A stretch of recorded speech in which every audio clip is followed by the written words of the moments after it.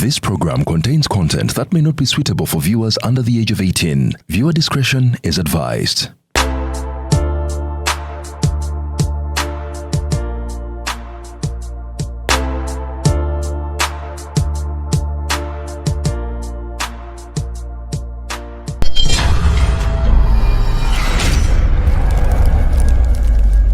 Aha. Why? Tokowa pichi? Zino yakamalo kukuba atera jozeko. Nafuna kati aba ride now. Ride now. Ride now bebaliwa. Sebo kati kino kikacha pichi kyosobola okufunira ku app wonna woboli. Bakutwala wonna woboli bali safe. Element olaba njitadde ku mutwe. Bakutambuza bulungi nnyo bali very safe ate bayonjo. Tebavuga kibama. Tebavuga kibama nga bali abanzijamu amanyi. So banange ride now eri safe era kati kwentambulira. Kasobola okutuuka mu budde. Leero tuuse mu budde kyewuunyisa. Emmotoka wagiparkinze. Emmotoka nagiparkinze. Balaba wano. Balama ride now let's ride now. So kati ke wafunye aba ride now. Yes. Kati amanyo ogenda sigaza. Kati element ogiraba. Mufune ebibakuuma emitwe n'amannyo. Bamukozesa ride now buli w'obooli essaawa zonna bakukima. Ate bali very professional mbaagala nnyo ate bayonjo. Waliwo ababoda abavaamu ebiku. Kale tugende tukole. Was there ever a time in your marriage that it broke? For me, what broke was everything. Hey, everything. And everything about Brian annoyed me, and everything about me annoyed Brian. Even his sheer presence in a room just annoyed me, and vice versa. It didn't matter what we said, we just did not understand each other. That thing destroyed me. Because I was just like, no, I said that the letter is A. How did you hear B? And why are we quarreling about C? I was so disturbed. And that thing has nothing to do with a particular incident. I think things around us in life started to change. The outside of the world, like job, home, those things then affected us on the inside, to the core. Remember, for me, I had to stop fighting for the version of marriage that I thought I wanted and face the marriage I had. You have, yes. I had to face it. I had to face the union of Brian and me. And I had to show up for that particular marriage. In its rawness. In its rawness, in its realness. This is the real Brian, and this is the real Manuela. And I remember one day in my closet, God asked me, what if he never changes? Yep. Omukazi musajja ya buli kimu omulabiridde sente kasazaawe gwaggwawo bwe batyo omukazi namugamba ogenda fuluma ennyumba eno tukyali musajja naye era namuwa buwi just ngoye ze zokka kati yabadde atubuuza n'agamba honestly ng'ennyumba ya mukazi ya musajja. Ennyumba ya musajja ng'agimufulumya yagimufulumiza ng'ayinamu obugoye bwe mu musawo n'abaana be n'agatojja kuddamu balaba until you get back on your feet. So men were calling in bagambanga real man, that's what you have to do. You have to hustle. Mu mwesonyi abaana bajja kunoonya. They will look for you. Ate munange God will bless you ojja kufuna ki?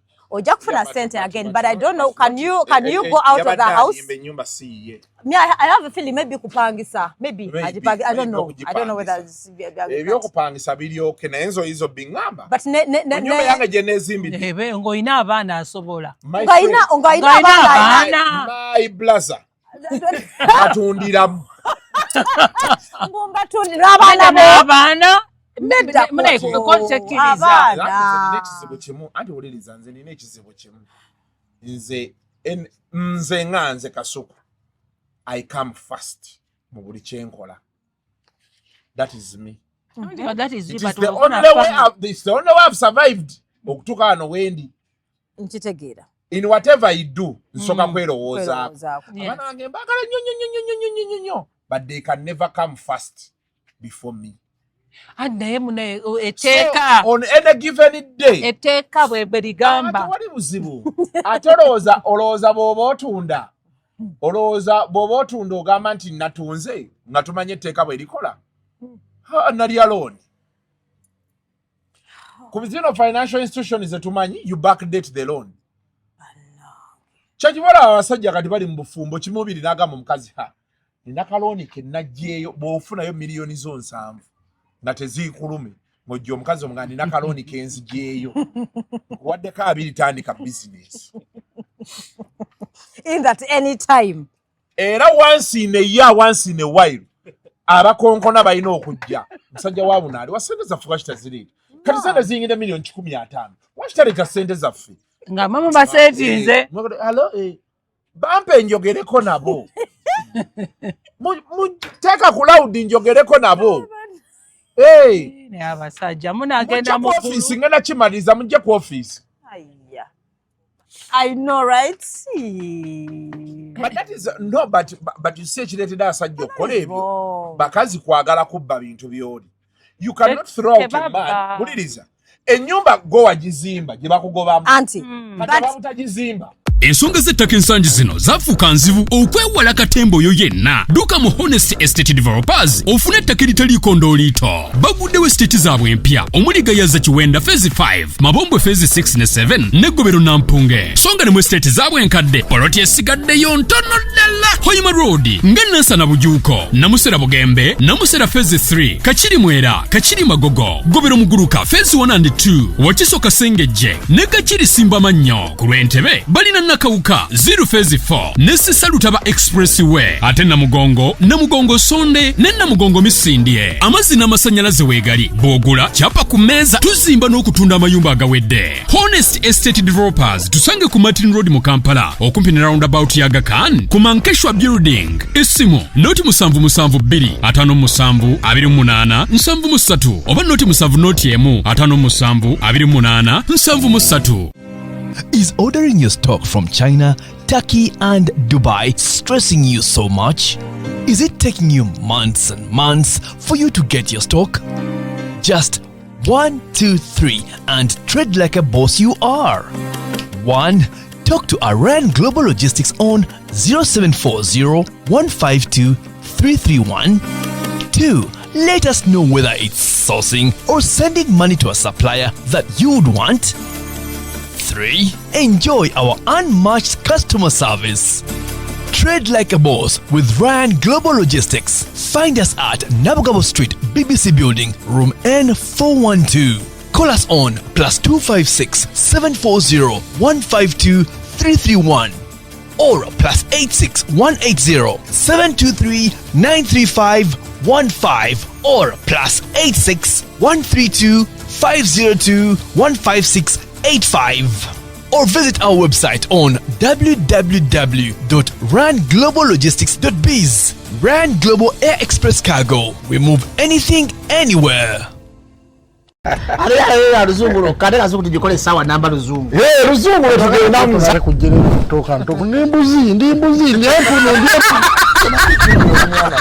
Sizali samukazi kati ndi muto gwasa sule wange akyala abulora bababbi abakyala wale somuyomba nyembuto katonda ya chembuto genda weji waminge yabawereza buno bukeke obutini singa babu mutwale bamusonseka mukamwa bwonna n'abufulumiza mu nnyindo sakibwa ina guno omugogo wa Musa wayitista premium detergent waliwo wanangali ebola yakasajja kasendi kalimba bannange esendi bannange.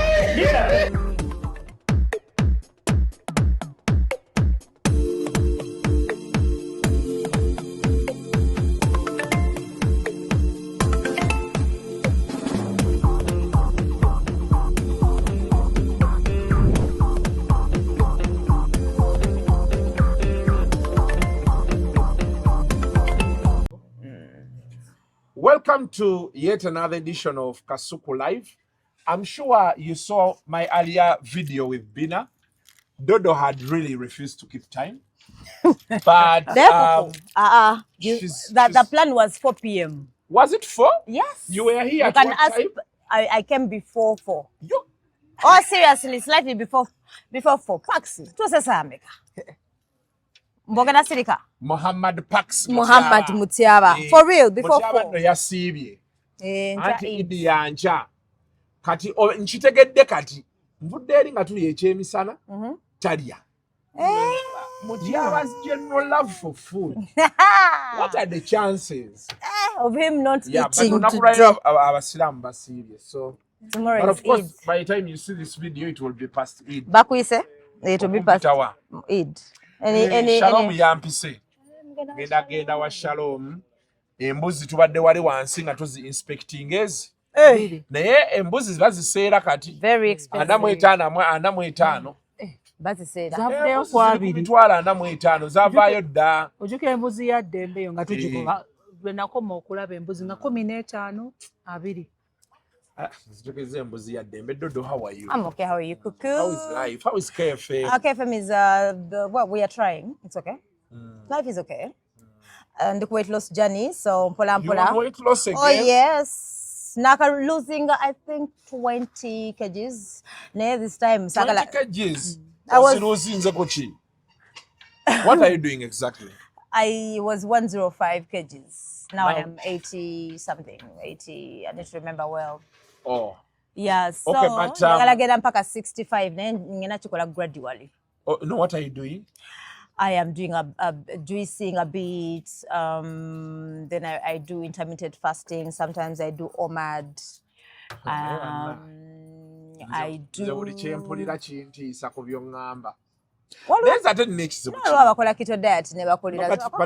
But also for me, there is something that's wrong with me. You know, baby, like I eat twice a day, kumacha ne lunch. Kati yes, one oregolo nywa twice a day ngolya katogo ngolya che. No, I take breakfast. Like you know, breakfast I eat every day. Then you're like more or less like me. But anyway, and I really, but even losing weight is not part of my agenda. But then you said you're going to push until December. Then okolechi? No, I just want to be having like, a blast. I want to. No, what I was saying, I'll be going to the gym to work out and to walk. Not to lose weight, but to feel okay. Because I understand. You notice there are those days you get out of your bed and you're like, wow. Yeah. You feel like the body really does not move. Then there are those days you just jump out. Once you take the check number. Yes. So that's where I am. Pina baby soko muze ku bantu atula na atubuliriza. Abatulaba n'abatuwuliriza nsanyuse nnyo okubeera ku Kasuku live once again. Mwebale twagala. Pina baby is my name. Yeah. Yeah. The last time we were here, the last time I was with you actually, was on your channel. I said things, and the lady blew off. She went, and I was like, wow. I know. Yeah. Naye yali ategeeza gwe. Are you sure yali ategeeza gwe? Kocha. And blew off. Yali ategeeza gwe. No. But actually, in that part we are going to tayagala mwana we awere nti akeera oba kwasama oba kukola batya. But for me, kakutuuka. I can't walk. But for me, that's the part of, you know, that there's somewhere I don't understand. Like, I don't know if it is just about the diss or someone is actual with what they are saying. Like, you know, because then you say, and not just her. I've had people saying, "Abakera kwa sama, tebaina chebakola." So I'm there wondering, like, you wake up one day, just open your mouth. People get ads. They pay you back. You have over 1K people watching you real time. Yes. And you know, I know that. And again, someone still thinks you're just here for the kwasama. Anyway. But I know hurt people, hurt people are susceptible to hurting others. Depressed people love depressing others. Those people who talk as if they are smiling, they're not smiling kuku inside. Something is choking them. People who wake up in the morning and I can buy a ring and they start showing us their rings. I can also buy a ring and I fake it. So I'm just saying, Kuku, I'm not attacking anyone. Me what I noticed was, I like it when someone, in the banang, if someone is shooting, let me say, if you're going to shoot your shot, I like it when you come direct. Saga like shooting a shot, you're sarcastic. Yo oli mparabozi wekoya oseka toseka zendabo wokowa mugano kulaba ngofunye enkanyanyazo badde tulina funa ali anyway anyway but what happens is madam, for me it was just my piece of advice, the way I saw things, but how I see things may not be the same way you see things. So I respected your opinion. Maybe that is how you see things. Maybe you know, sometimes this happens. Sometimes you don't tulaba ekintu ekitakola nenga ate omuntu kimukolera. And engeri gyendi nti nze nange nayasamya akamwa ne mugamba. So it is on omanyi balina kye bagamba nti bw'oba otya emikira tojja mu mazina gaaki gankima. So kati ekyo kyaggwa ne tugenda ku kiddako. For us, we moved on. The rest, time will tell. Like I have a friend of mine who used to tell me, time will tell. Time always tells. Naye n'ekirala n'omuntu naye abeera akola ki? Omuntu oba ng'ovuddeyo viirayo ddala alemeko maku just kwambala. Naye n'obwongo nabwo buviireyo ddala eri. Bina baby, let's not go there. Let's leave that at that. Now, today's discussion, tuzze tuwogere ku relationships. There is a clip I saw of Manuela Molondo ku Bump Love. Yes. They were talking about relationships. One of the hardest times there, inakone Brian, things are really not working out. And what she did in the clip, she says, she thought relationships have a particular way they work until she realized that this is my relationship. This is me and Brian. Now, whatever way we have to face this has to be between me and Brian. Not how my mom used to do things, not how society does things, not how his father used to do things or mom used to do things, not how his society does things, but now this is me and my guy. And somehow they overcame the storm. Is people thinking nti relationships manyo book yemu chechiretedde relationships to fail today? Nina example gye nalimpa Irene Kayemba namukyaza ng'agamba mubuuza naye nsobodde otya okuwangala ne bbaawo for all this long, ng'agamba tegeera omuntu gumiikiriza. And then there are people who are saying naye nze nagumiikiriza ne bigaana, okitegeera ne kinkomyawo ku kino that maybe people think because Dodo was patient, if I'm patient it's going to work. But then there are people I've had in relationships abagamba nti nze ekisajja nasooka kiyisaamu mpi ne kitegeera. Tokimanyiko? No, mbimanyi bakuba abamu. Sure. Omukazi akuba omusajja okomawo weetamiizizza akwolo nga yakooyi nakukuba n'ozukka n'akamonde wano n'oba wekakuwalagi. Kama nsonyiwoseka. I know. Yeah. As you grow up, ndoze bintu bigenda bikyuka. Let me first say the first relationships I had, they were just casual. In my mind, they were casual. Kati zenali jagala this particular type of relationship where, do you know these things of the guy is a bit rough. You know those things. Nga try to nyanywamu by then.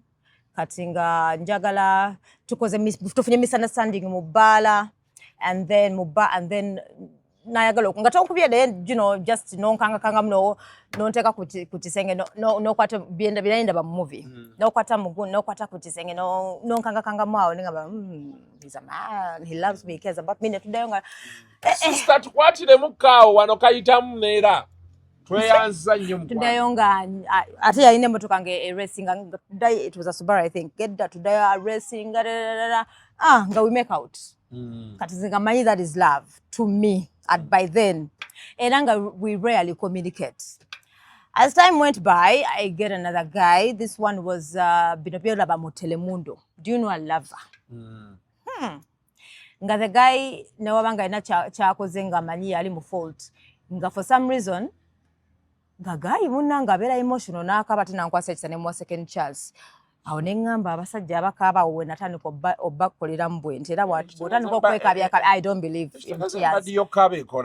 Ekola neze kati nze sikyagikiririza. Kimu mutyabo owulidde abasajja abaliyo boogira kaabamu. tokabira kwako ye waliwo omukowu nga ne bw'okaaba tajja kukkiriza. But then you grow up noga abadde ina kyogenda kola kaaba. Mane njagala nange nfuna akaaba. Ani? Simulaba nkonga akaaba bange bonna nga temuli akaaba gwe wakola ng'otya. This was a lover. The guy was a lover. Bina abamu bali bato ababo bali bato somehow. I don't know. He came through as a very gentle guy. I love Babanang. There are men who are lovers. They're romantic men. In fact, I think it was my first time to actually. Movie. It was my first time to fall in love. Yes. Oh, mama nyabo.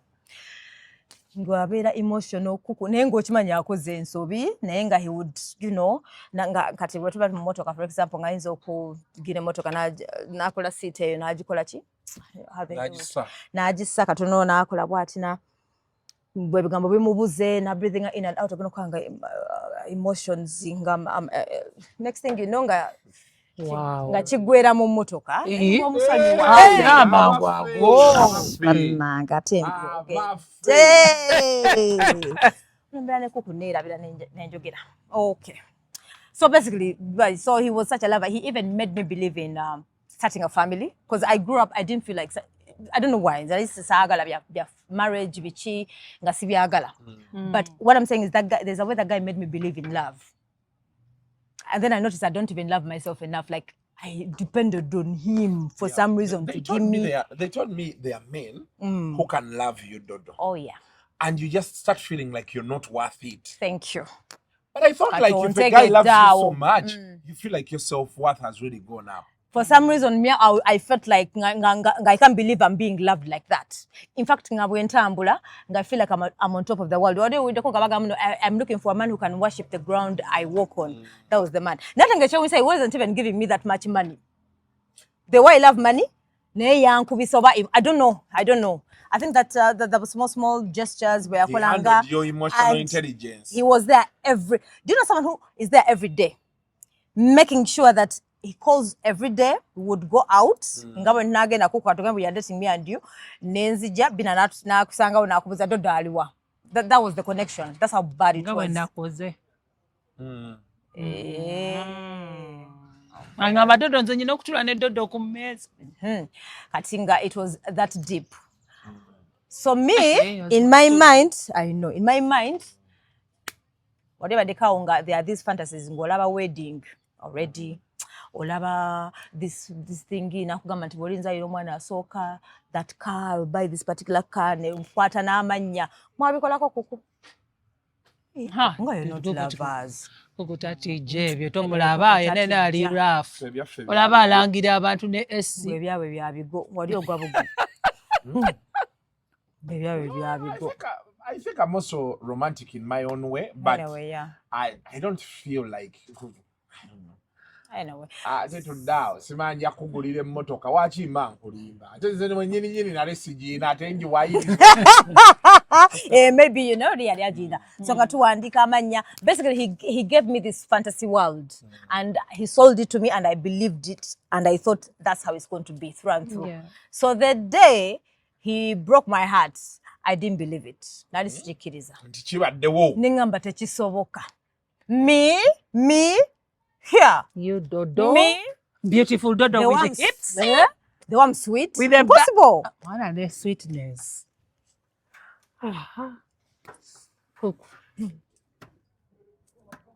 Baby emberamu buli saa kugamba abantu nti bukukiye eri sweet, kukiye eri unique, cookie. Tuvuka ano cookie. Naye okimanyi nti bajjo yakutadde? Yantadde. Gave up. Yazze ku black sugar. But he came back. Bajjo haza. Wama yangamba ku Friday, ono yaba recording nga mwekwana. Yakomawo wano. Yakomawo yatusangana ku yaya bulungi. Yajja n'atulangamba ku nambuuza. Neyekebeza ka test. Nambuuza. Simanya interview yange ne ku Kasuku wagirabye. Ate tuli mu 20 bichi views konze nagirabye nensirika. Nagamba nti go antankula konze nakola ki wanneegana butomanyi. Nange nenkudabuto sikumanyi.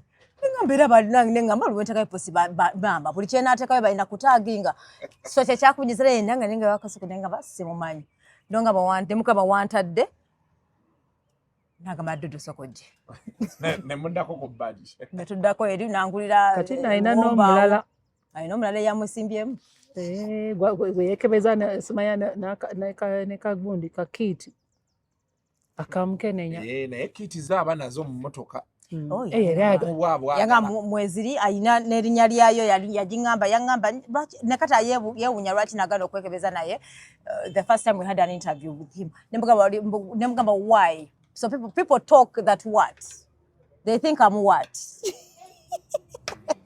mbu ayina data mine mbu babitadde mbunoonyako wano mbu anytime naye tumanyi nti omuntu asobola okubeera nga amira eddagala era n'ayitawo ebbanga n'abeera nga tekasobola kudetectinga na kit nako kabeera katikasobola kukwata anti kabeera tekasobola kudetectinga obeera tosobola bw'aba abadde ku ddagala okumala ebbanga kati ekituufu kyekiriwo anti kati obeera safe nga kukubaagamba even though you have life sex oba tofuna sex oba tobeera infected kati ye tali ku ddagala n'era that is the assumption I don't know that's how what they true it is. say though he was everywhere those days naye mama they say tali ku ddagala ye bw'agamba Bambi that is good for him he says buli wagenda okwegatta mbu akozesa yekebeza buli wagenda yekebeza tagala kukozesa galipicha wa tagala condom tagala condom so it's either you do this how sweet head is definitely I know na paksi bwaseka anyway if it's circumcised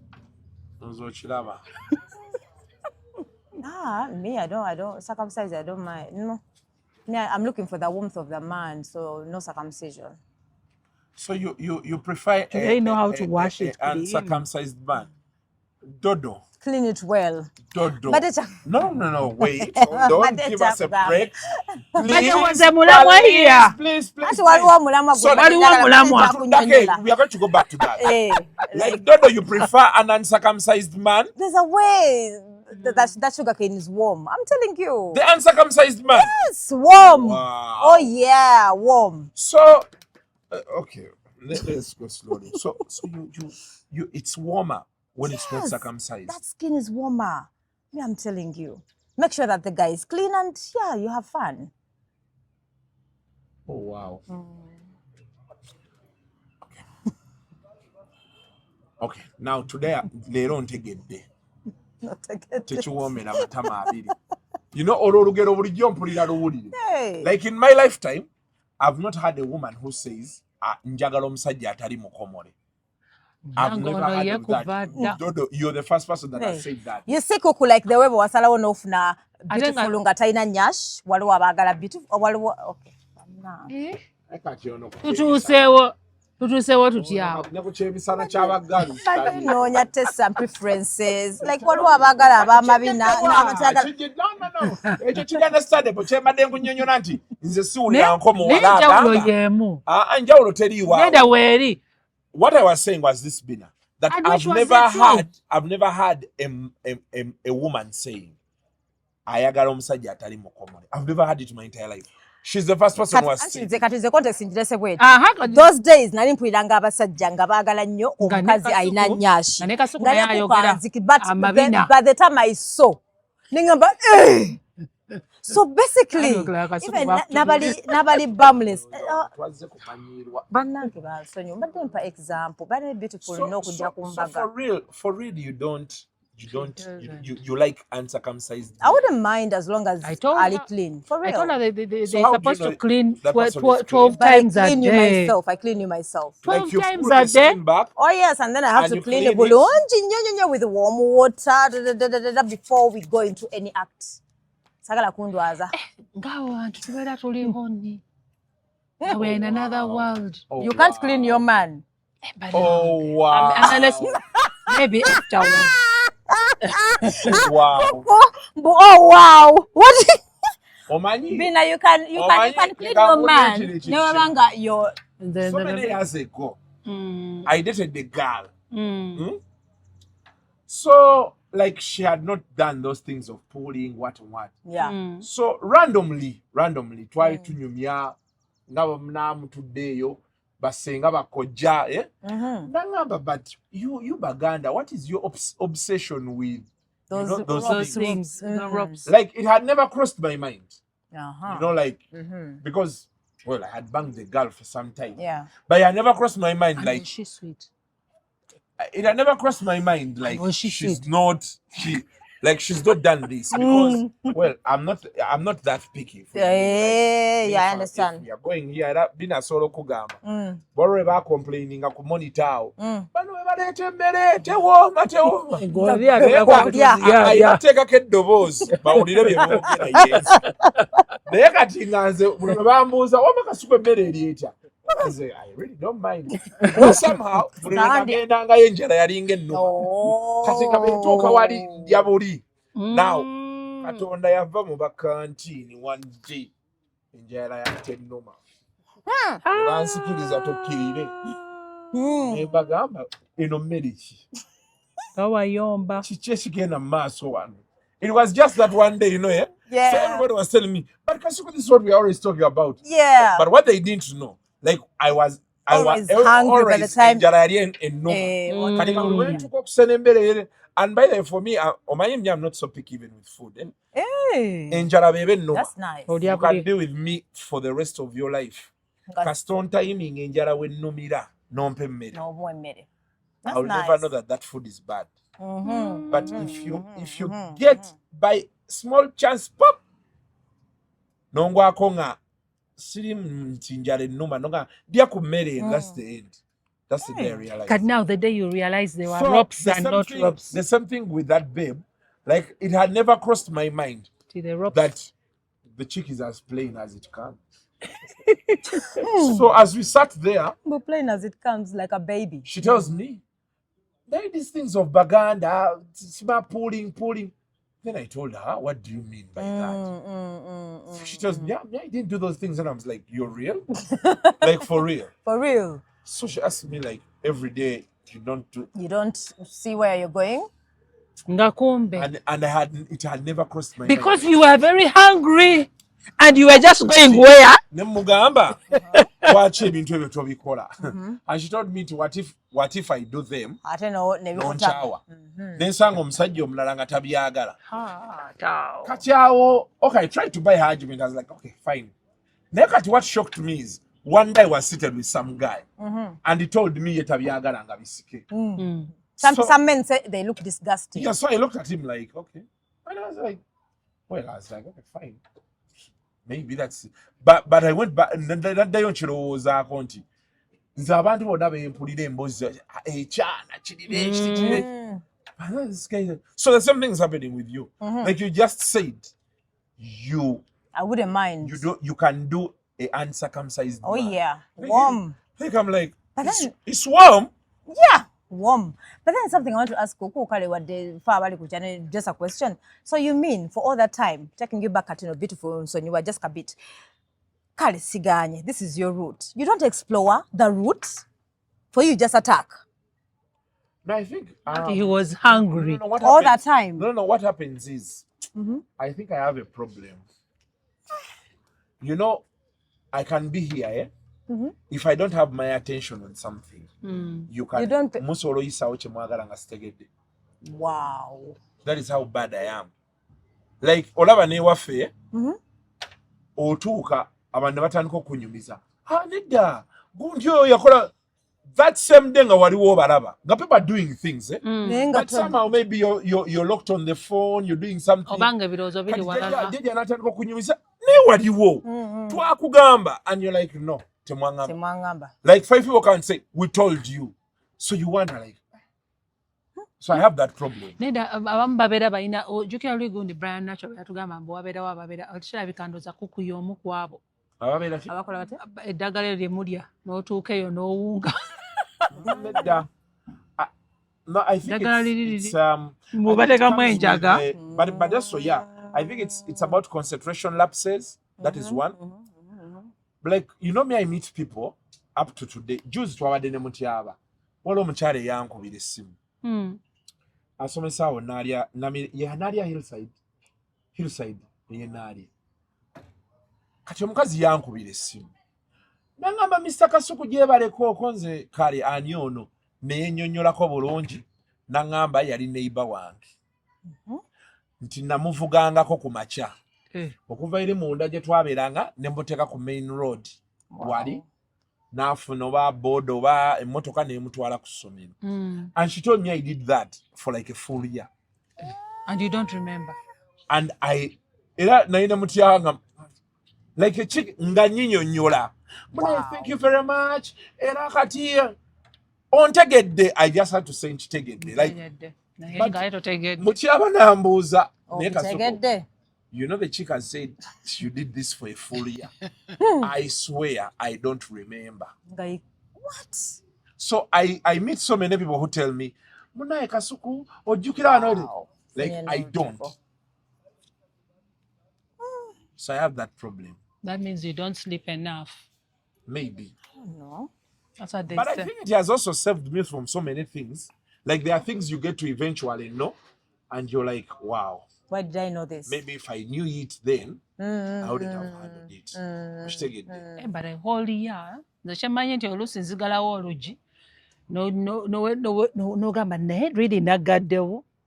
Obana Jacob pass I was told that is normal budiomo. Yeah, they don't. Nebwe. It's shocking. Like no, for real. You have a preference for uncircumcised men. I would, as long as you're clean, I wouldn't really mind. Just like I don't like light-skinned men. To me, they look like women. I'm just saying. No, it's okay. Hey, I don't like. You know, one time I don't know why. I met a babe who told me she does not date men who are not fat. Ayagala fat men. Fat men. And by fat, it includes the kgs, no bugazi. You're kidding? Yeah. So she needs to do this. Akubuza, how many kgs? No. Akubuza ina kilo meka. Then nakola. What is nawe na 10 temweyagala. Ekyokulala baba asobola okuhaginga baati n'akumalayo. Then awo empalo ino kubanga oli ku 42. Yali yenkana atya. That is ate muwala mutini. Shukajanze munaye njagala nnyo obusajja obuwanvu nga muwanvu nga mutono.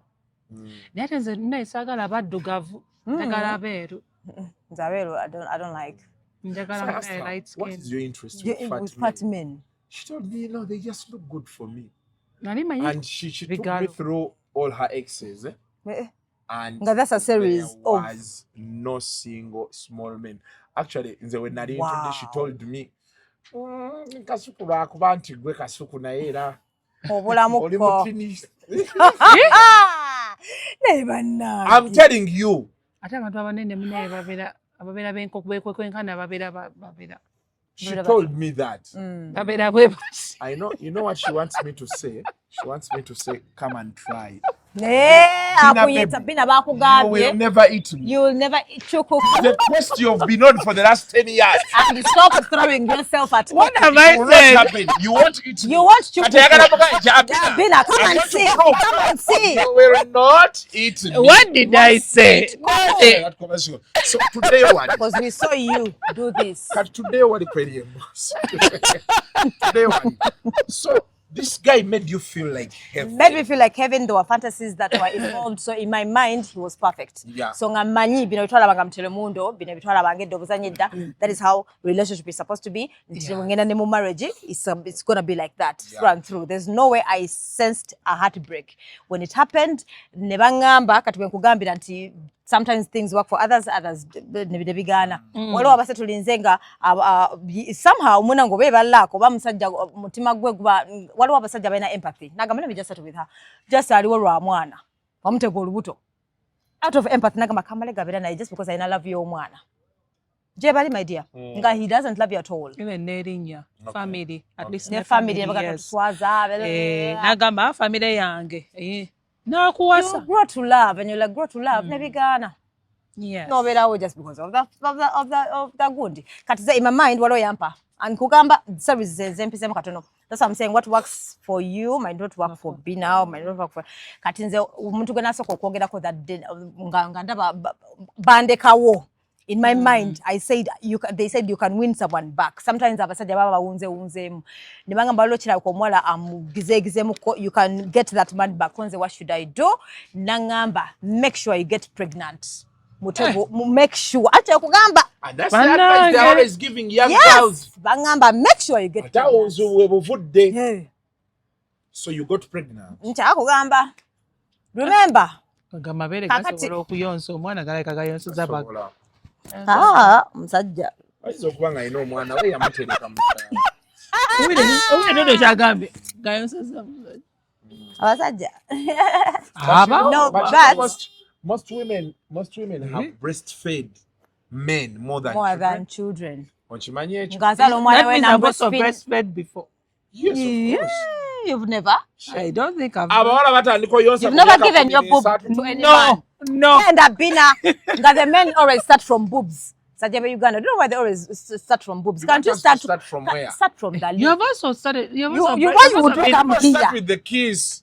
They start with the kiss. You start with a kiss. Katono nyo noja ku boob. Ono nyawo chi ku boob. That is what most women are the ones who give us their hands. But not some. Not they most.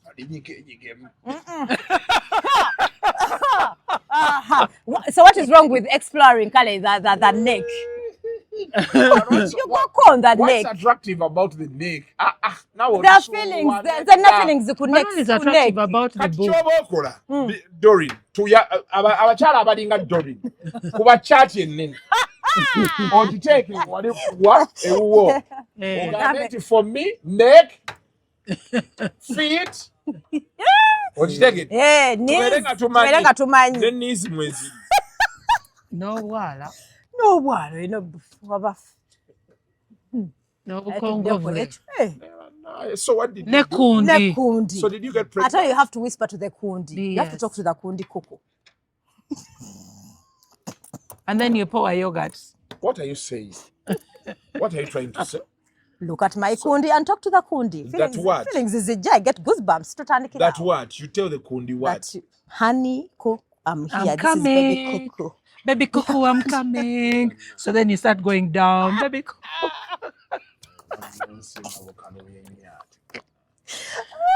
Baby coloreda.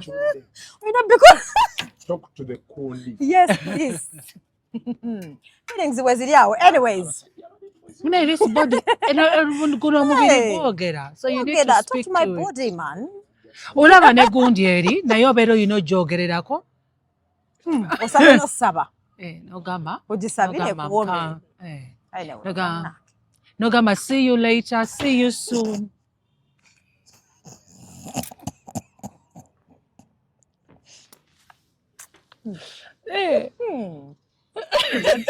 Yabina ya see you later.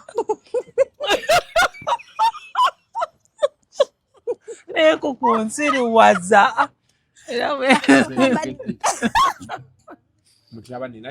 Nedda naye obeera olina okwogera naye n'okigamba So madam kugamba mistakes I did. What I thought would work, because now that person who gave me advice, it worked for her. Settled with that person. Yes. Okay. You settled with that person. Okay, okay. Settled with that person.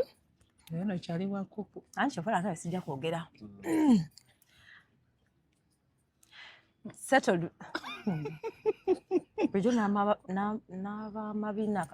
Sorry, Coco. Settled with that person. And on the advice kanagamba chankolera nawe chikole. Katuko, remember we are having this friction definitely, and katokomufuna I need to make to whatever tricks. I started googling some nice words, trying to bring him back, trying to remember, trying to reminisce those old, the good old days. Mujukiza, Banange, remember that time. You know, to entice him, I wanted a meetup. Ngamanyi that meetup, and jagala je, ngamu ready, and then something goes down. But for some reason, I don't know, because that time we had jazz. In my mind, nagamba. It happened, but we used protection. Nengamba mama. Ngati I was shocked because it was a wataka kalimbicha wangu duka speed ku IVF. Ati nchakunyumba lwacho yangu embozi yake. Wagena na soko ndeko nkugamba zibinayita muze katono. Kwacha kondo. Kakati ogoko benenga nemunyumizako mukado gananga bochimanyi yakwesiza kondo. Nagamba next time sweetheart. Kondo bayo jiraba baba yakamala. Jisibe mangu jiduse jiteka mu freezer. Bwagenda. Bwagenda. Oba maybe depends. Bwolabanga it depends if it's bwolabanga wali nnyo ngo ayinza kubuza ingo lude nnyo mukinabiro. Teka mu freezer buberemu bwanga temperature matters as well. Dera oba wabanga olabanga agenda kweba kabitira genda mukinabiro kati so it happen next second time CD. Nenze jukira ate munange nemugamba let me help you sweetheart, let me help nenjukwata bulungi nengamba let me gonna discard the condom. Saji discardinga natuka nenzigalawo egundi oluje kati I want to insert it inside you. The sperms kanjaga sperms zingirenza. I'm looking for a baby now kubanga they told me that's the way to keep him. I can't lose this man. Nenga ndonye geje nchukula mije chignema Joshua chanema kati nga ndonye ni bangamba kwa bangamba bwino kuyingira eri. I even googled heartbreak nonge kwese ebintu nengamba tatasobola kundeka omusajja tekisoboka pakso fachi nensi noluma wansi wano no walumawo nali ndi kumpi naye kati kanonye geje nchukwa ndikwa bangamba you have to insert it inside deep attempts when you have to raise your legs for how so kachigana mnene bangamba there's another option of what of a freezer so nenge na ncheka mu freezer ninda ka wala ne musibula nenga ndi ku tension chiro buli mu freezer manye obwana buli mu freezer nze anytime obwana ngabo bwe bumanyita kasabera mu freezer ze bikabye bangamba eno we not particular temperature nze simnaza nali manyi bijja kuba bulamu ngankubira doctor enkeera za doctor inyo hi doctor desperate.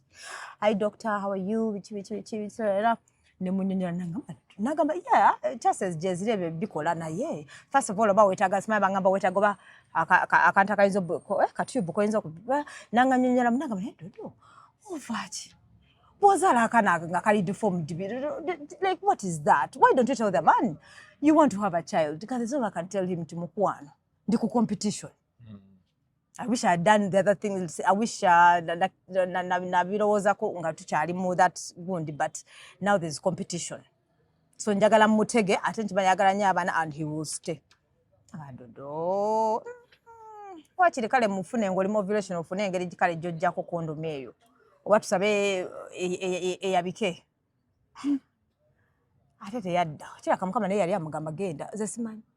Never happened, but I was that desperate. I wanted. Kati amazi agali mu freezer go gakola cha bwana bwa nabusulo bwakwata bwali wa ice kuliko bu ice of course yale chali mukondo bwali chali mukondo na ye freezer wateka mu ebintu tell this story wateka mu ebintu mu freezer afterwards ate condoms ate sperms zali wabwedwa condoms zali munda mu ne ebintu bya ne bajingiza mu obuchafu nali muka container katika container no kasula. So in other words, what you're trying to tell us. So that didn't work. What I'm saying is it worked for her. Yeah. So me, I did whatever I could. That was going to memories. What you can always, rejuvenate the relationship. No bujukiza. No by the way, this is how you handle a man. This is how somebody buy him gifts, give him this, give him that, give him that. Somebody call him all the time. There are those that they don't even communicate. Nenga there is love. I don't communicate. So me, I applied whatever they told me, but it didn't bring that man back. So I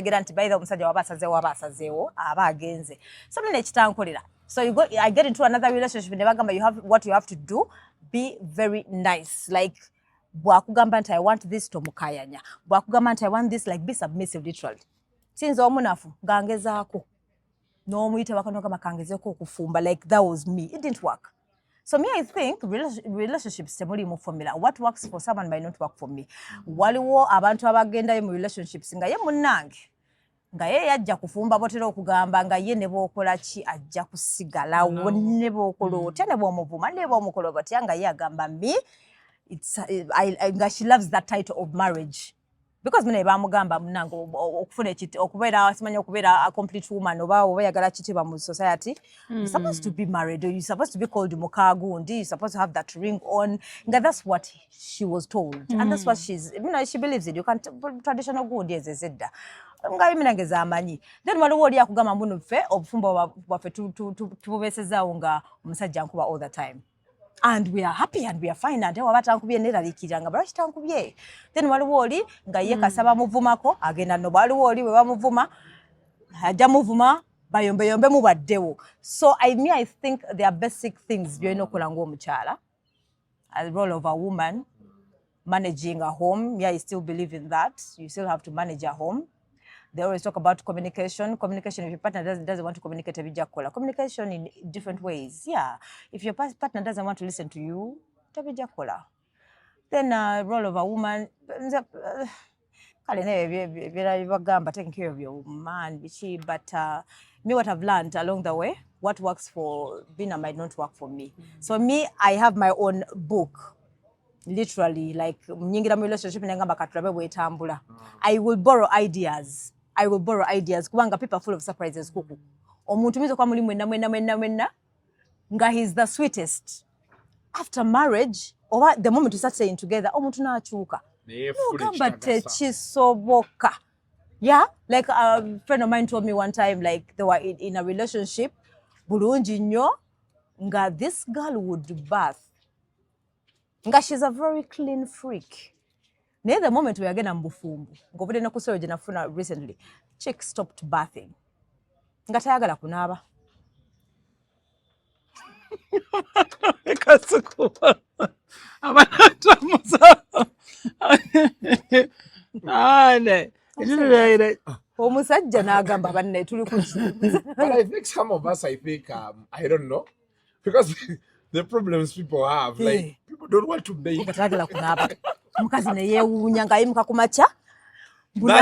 Nakola kabazimbi bangu nagenda nakomo ekiro sawa 2-3 namugamba sweet nagamba ne mugamba maybe try to call romantic gestures mukwano namugamba kama we bath together gagamba nakoye nnyo nawe genda we bakenja kunabedda ne mugamba nagamba I spent literally a whole year there's no even intimacy because Doreen, you know bagamba wakiri sigafumba for the men it's okay to be night, but not in the morning. Even in the morning. Mwasuze mukolachi. Akumacha sawa. Oluzuka muliri abasajja sanyama nyogenda. Nedda. Naba. Waliwo abasajja abatanaba even after that act yebakirawo n'atanaba kuku. Ate nenkera n'atambula butambuzi. N'agenda ne spam zinga zimuwunyako. Ati kugamba n'awunya n'ayimuka n'onga nswera weziri wonna nga awunya spam zije bali. Ne munkwa n'omubiri gwonna gubeera guwunya nzo olina okunaaba ku makya n'olweggulo. Spermatozoa. That is the scientific term for sperms. Spermatozoa. So n'awunya. So the old man was very confused. Then no mulala obiwulira. Oli people have gone through things banana. So obufumbo oli yayimba nti obufumbo tebulina formula yali mutuufu. Tekuli formula munange it works for you doesn't work for me but you borrow ideas.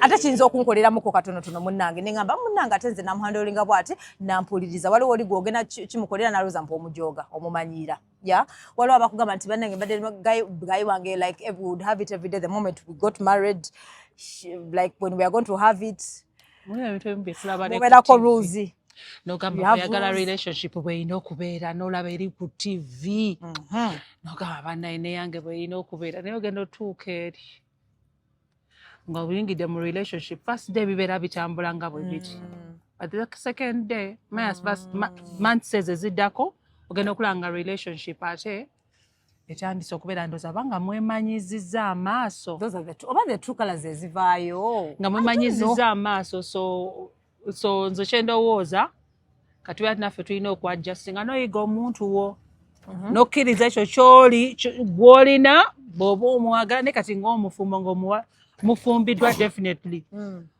obeera ova mu fantasy noyingira mu real world yakasuku gyagamba real life.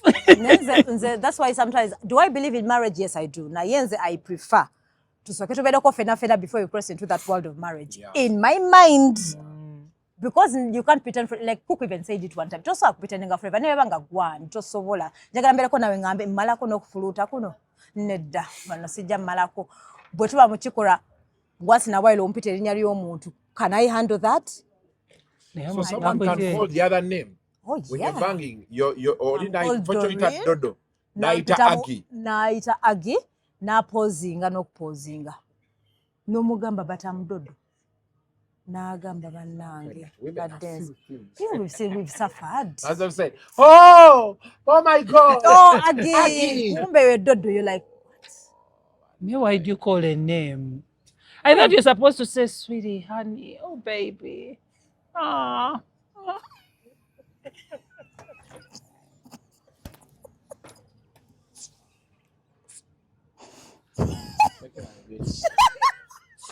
Mutiaba, let's go. Just take it away.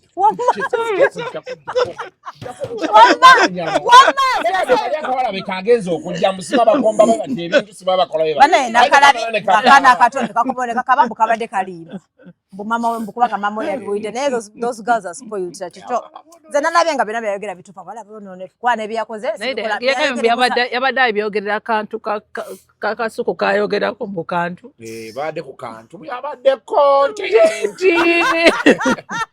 bubamo yamugambye ya nakoma ne yetonda. So basically what I'm thinking, no kufuna bufumbo gendayo oba okwagala gendayo tobutya kuku ye yakuyabagamba ewuwe ebibye byange waliwo omusajja olinga agamba byonna byaffe waliwo yatuka mu bufumbo kati bwe yawali yampadde story yesterday omukazi omusajja buli kimu omulabiridde sente kasazaawe zagwaggwawo bwe batyo omukazi namugamba ogenda fuluma ennyumba eno tukyali musajja naye era namuwa buwi just ngoye ze zokka kati yabadde atubuuza n'agamba honestly ng'ennyumba ya mukazi ennyumba ya musajja ng'agimufulumya ng'ayinamu obugoye bwe mu musawo n'abaana be n'agatojja kudamu balaba until you get back on your feet. So men were calling in bagamulanga real man, that's what you have to do. You have to hustle mu mwesonyi abaana bajja kunoonya. They will look for you. Ate munange God will bless you ojja kufuna ki ojja kufuna sente again, but I don't know, can you go out of the house? Me, I have a feeling maybe kupangisa, maybe I don't know whether ebyokupangisa biri okay naye enzo izo bingamba but nyumba yange gye nezimbidde ngoyina abaana asobola ngoyina abaana my blazer atundiramu ngomba tundira abaana nekizibu kimu anti wuliriza nze nina ekizibu kimu nze nga nze Kasuku I come first mu buli kyenkola. That is me. That is you, it's the only way I've survived okutuuka wano wendi nkitegeera in whatever I do nsoka kwerowoozaako abaana bange mbagala nnyo but they can never come first before me. Naye mune eteeka on any given day eteeka bwe ligamba wali buzibu ate olowooza bw'oba otunda ogamba nti natunze nga tumanye etteeka bwe likola nali alone ku zino financial institutions zetumanyi you backdate the loan kyakibola abasajja kati bali mu bufumbo kimubiri n'agamba omukazi nina kalooni ke najjeeyo bw'ofunayo miliyoni zo 7 nga teziikulume ng'ojja omukazi omugamba nina kalooni ke nzijeeyo waddeko 2 tandika business in that any time era once in a year once in a while abakonkona balina okujja musajja wa bunaali wa sente zaffe lwaki taziriita kati sente ziyingidde miliyoni 15 lwaki taleeta sente zaffe nga mama baseetinze bampe njogereko nabo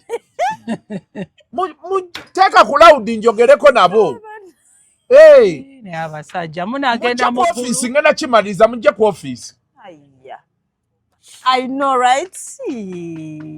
But that is no, but you say kireetedde asajja okukola ebyo bakazi kwagala kubba bintu byoli. You cannot throw out a man. Buliriza ennyumba go wagizimba gye bakugobamu anti batagizimba anti mulimu abaana nenkuwa abaana ngumidde bullshit wa Kasuku ozeleeti omanyidde onyomye onjoze onjogeredde sente zaani kyekibuuzo byonna n'ebintu yabugambye tobitwala TV yasigadde ebintu bapangisaawo zotopangisa bino bi-TV byani ebisinako buzibu era by the way nze singa nkeera ku makya nga njawukana n'omuntu manyakanyo ne mugamba buli kyoyagala otwala wano twala okay naye ennyumba mutyaba akubuulire abasajja tutuula nabo nagamba Kasuku nina ano miliyoni naye fundi agikima nga tasobola naggula bbiya nagamba nwana kula nti guno omwaka olinga akunnyonnyola nti nina omwana ali mu siniya 2 nwana siniya 3 ereme musanga nga tukyali mu bupangisa ataka nti omwana akuze babadde basuula mu kisenge bonna nina abaana 4 nga nakola ddeeka 2 eno neeno abalenzi basuula eno abawala eri naye kati omuwala akuze ali mu siniya 3 amabeere gaviiriddeyo ddala takyasobola muzannyo gw'abali okitegeera kyeka oba abaata ekiro bino bakebera ku baana omusanga agudde ati amabeere gonna gavuddeyo n'agamba bano tebeeriire wano nebbiya nga tosobola mmunya omusajja omulaba atoba agatta anti shwa kyalina okufuluma nga baawukanye nedda gwe wanditugambidde wali we yali agizimbira nti tokkirizibwa okitegedde kwenderamu eno ennyumba maze ottoba otobera famire mu gavumenti egamba beeti gavumenti lwevaako anti kwa abasajja kwe bavudde ne beeyokyeza mu nnyumba bonna ne basiriira nange namulabye yeyokyeza abaana neŋŋamba naye ate lwaki bona wabokyeza anti kubanga omukazi aba yatamulekedde option mwe binabe biremiteri me I've built houses. I know the cost of building a house. Oli ne bagamba bugambi nti njagala ebisenge bibiri waliwo zino ennyumba kino kisenge lino ddiiro kati olina ekirala bibiri bweru bw'obanga ng'oyagala omanya nti si kayumba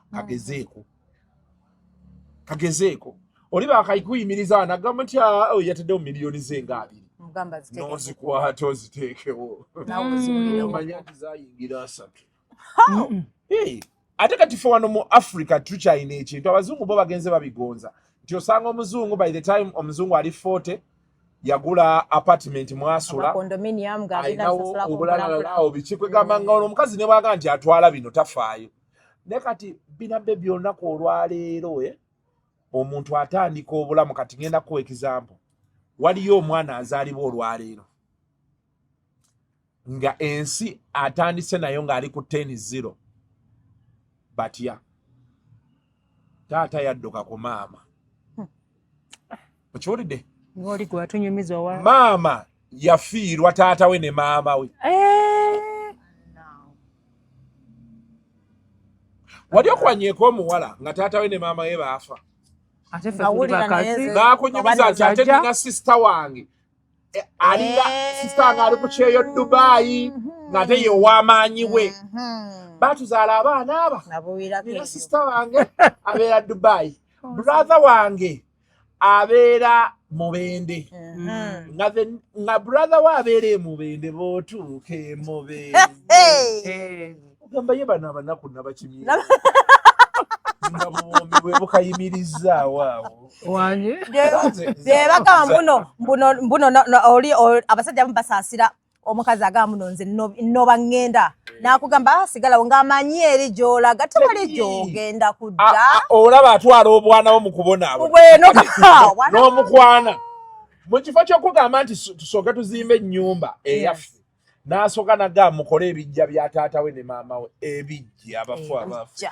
ng'olina obbidaabiriza nomala okukola ebijja n'oteekawo akayumba k'ekijja nti muganda wange senga Dubai emulema akole eki kati n'omala oteekawo kisenge ddiiro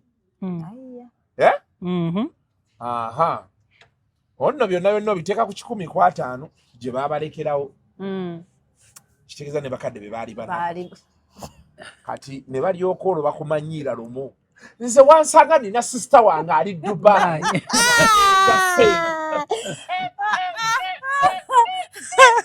n'omutunuulira bwoti ne muganda wange Mubende kati oyo omusanga muzaala omwana oba omwana azaalibwa ng'omwana ali ku 10-0 ali ku maama we yekka omusajja yadduka ate nga n'omusajja adduse tosobola kugamba nti ewaabwe bali yaddeko nga nabo bali bubi kati nga tasobola twalayo mwana kati ne mulyoka mutobera mu bulamu bw'ensi awo kati mwesise ng'omukazi wakunyonnyola ennyumba y'abaana nedda si nnyumba y'abaana abaana tebasimbanga ku nnyumba abaana ensi era bagonjula nga gwe be yakugonjula ofuluma n'abaana bo nga lasiya tojjukira akapromo akali ku kezone omusajja yayogera kapromo ng'agamba akooya mtired nga Kasuku kyannyonnyodde ofunye omuwala ewaawe banaku omuweeredde atandise okusomba even my brother nowerera brother we kubanga because ye munna kubanga ye yali akola mu NGO ayina ssente abaali awo brother we nno kubanga kyasoma mbwayagala atandika okusoma ng'ava ewaka abaali awo abawoluganda batandise okubeera mu ewaka musajja tache na privacy but he's a nice man mama omukyalo nga kukubaga namuzimbira akayumba bayamala omuzimbira mama nno n'amuteerako n'akaduuka nno income ajiko atandise okusabira mama nange ssente biki omuwala nga yagamba kyamugwako ali mugazi kyamugwako ng'omama atandika okusaba ssente nkyakugamba atandika omukubira amusaba ssente buli wiiki amusaba ssente n'agamba nina mama we namutandikira ka business mukyala wangamba kasobola okukola tasasola na rent like what's going on anti munnange yina abantu by'omukyalo bikiba she wants mbuyageno kati ng'abuuza advice omuwala omukazi yandibadde defending oba amugamba nedda bambi byakoze bimala it's too much n'agamba nange na family yange ey'okulabirira it's not a must even I'm supposed to take care of my family no nkikola because you know what I'm supposed to do that's my mom muweerezako rent obudde naye ono ye nga it has to be like every week every month every week now it's her and the family watakikoze bagenda mumma bagenda kuyomba kati ng'abuuza nkole ntya kati ng'ennyumba gye yalimu yali yagizimba kati ng'abuuza njagala bafulumye ntya that was the question ng'akooye so meaning ate nga yagana n'okola because this one yalaba ng'alina ssente kati ng'abuuza mbafulumye ntya meaning omwana we ate mwali mubbe yayita namuzaalira yayita namuzaalira naye bamulimu omwana naye nga yali amutaddemu ng'oinvestiza ne mukyalo the thing was after marriage oba mwana mukisa gwoli sigwe gwange waliwo wazaala ne bankuba embaga waliwo atazaala waliwo oli nze bannange waliwo basingo mother abafunye emikisa ne bafuna embaga waliwo basingoozi kati nga nze sinafuna mbaga n'ogamba abaffe tuli kuki life has no formula what you do what makes you happy listen kirungi not talking advice but you save n'ogamba ne kino kinaakola tekikole and you try ko bwe kigaana ng'omanya kiganye tokiforcinga so when I saw that interview waliwo n'endala previously Manuel bwe yagamba no they were actually on the verge of getting a divorce you saw that with that one and I didn't know it was going to happen nali namushock kuba nalabanga nga ba documenting obuntu ku social media nga ndaba they are living a happy life a nice life nga I didn't know nti yatuuka essaawa n'agamba omanyi tukite kiganye almost getting a divorce so I think it goes back to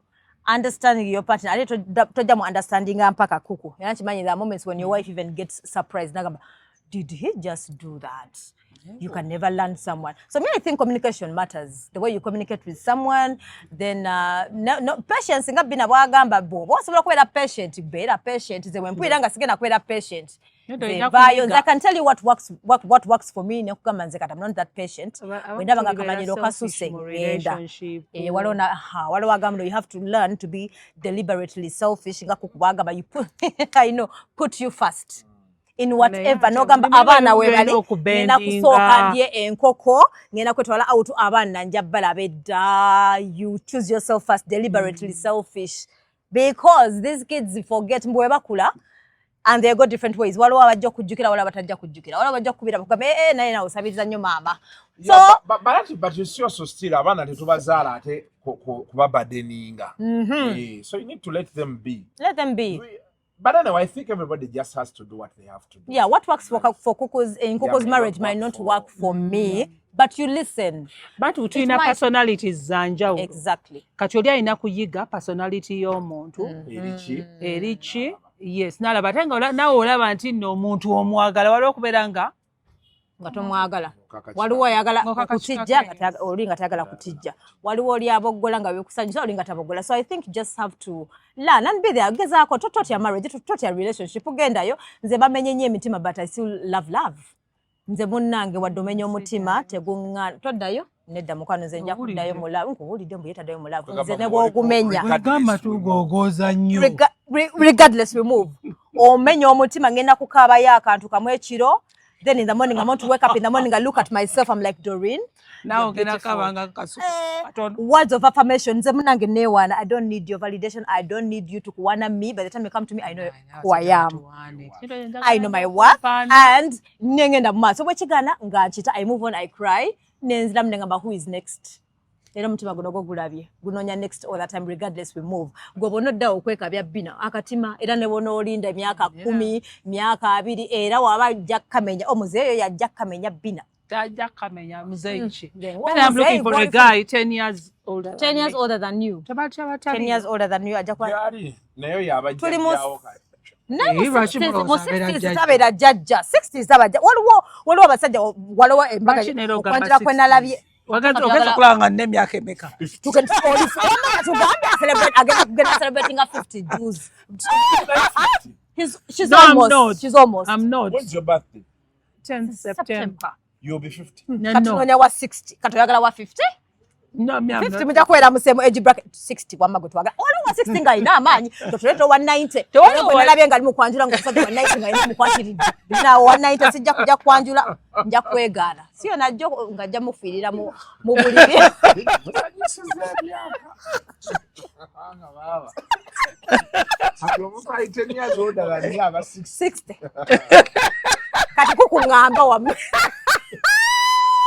aina bira naye wuno naye ali enu mukazi wati waliwo yangamba mbu yafadda omulala mbu single father omulala alina abaana nengamba naye bina ndabye oba anoonye bavubuka mu 30s bina si yanedda njagala anoonya lumbe lunaamu afe mangu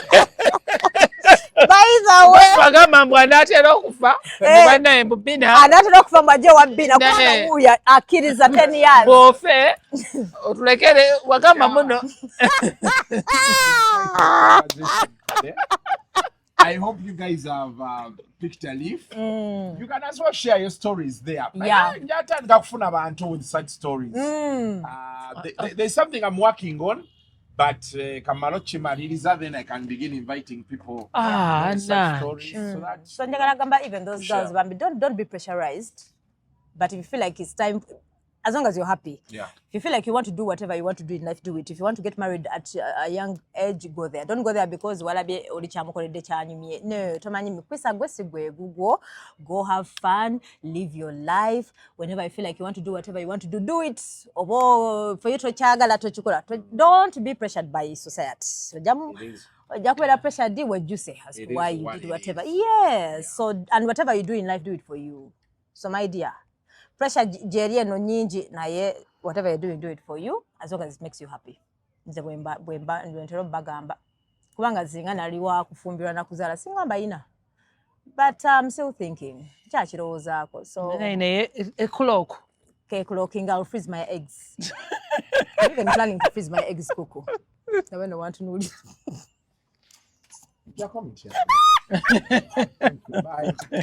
The views expressed on Kasuku Live do not reflect those of the host, producers, or management. They are solely of individuals providing them and do not represent or reflect the official policy or position of this YouTube channel. Ruzungu kade Kasuku tujikole sawa namba Ruzungu. Ruzungu wetu namuza kujira kutoka ntoko ndi mbuzi nyefu